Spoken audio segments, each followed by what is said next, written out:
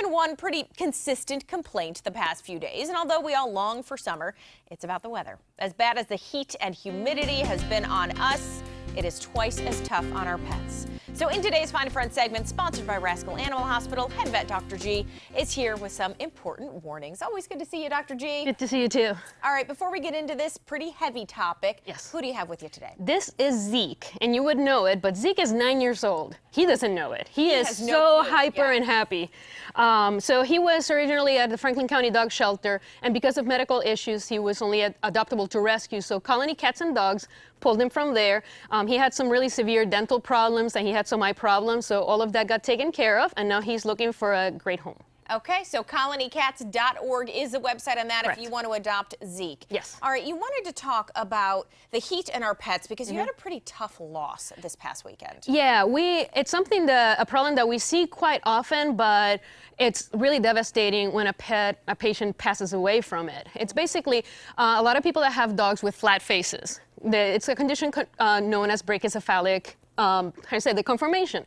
So they can have a syndrome in which their nostrils are really, really tight, so the air is not able to pass properly. Also, their soft palate can get elongated. So what we hear is the snoring, and everybody complains, oh, my dog snores so loud. But in reality, that can cause problems when they're breathing. Wow. So with the heat, if you can think about it, these guys don't sweat, and when they get hot, they start panting. Well, if you cannot pass air properly, then you overheat that much faster. And we unfortunately had a little patient that was taken for a walk in the heat, and then he started going into heat stroke, and by the time that he got to us, he was already too sick from it. Too late. So how should they have known, seen symptoms? What kind of can people look out for? So the biggest thing is going to the veterinarian and finding out if your dog has signs consistent with that condition. So again, the nostrils really, really tight, and there are surgeries that can be done to correct those problems. The misconception is that people think that it's normal, and it's not normal. It is common for the breed.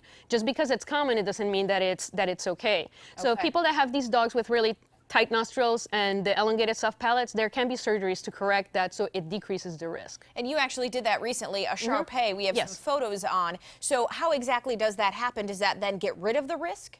It basically decreases it because the risk of heat stroke is there regardless of dog. When the type of dog. When the temperature gets really elevated, again, they cannot sweat, and dogs, I mean, they just want to please us. So we take them on a long walk, they're not going to stop. They just keep going. And unfortunately, their temperature will elevate, and then that will happen. The other time that we see it is in the hot cars, that people put the dogs in the car, and I'll leave the window down a little bit. It's not that hot outside, and the temperature inside of a car can raise incredibly quickly, and it can be an oven inside of those cars, and that we also see, unfortunately, quite a bit of. And we also have seen recently that people will break into those cars. They had been getting in trouble for it in years past. Things are changing a bit in regards to that. Yeah, there was a law signed that takes effect at the end of August, and it basically allows Good Samaritans to break into a car to rescue a child or a pet. However, people need to keep in mind that this is not an okay to just break a window because there's an animal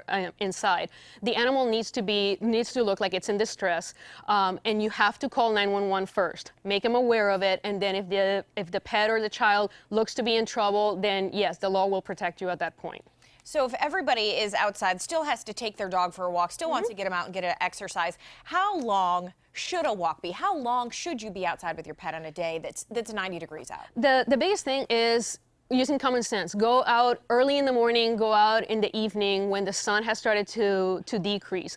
Go outside. It depends on the dog. There are some dogs that are in really good shape and are not going to overheat as much that can be outside for 10, 15, 20 minutes, whereas there are other dogs with higher risk that after 5 minutes they can start having problems. So look at your dog, how they're doing, how they're panting, how they're responding, and don't go too far away from the home.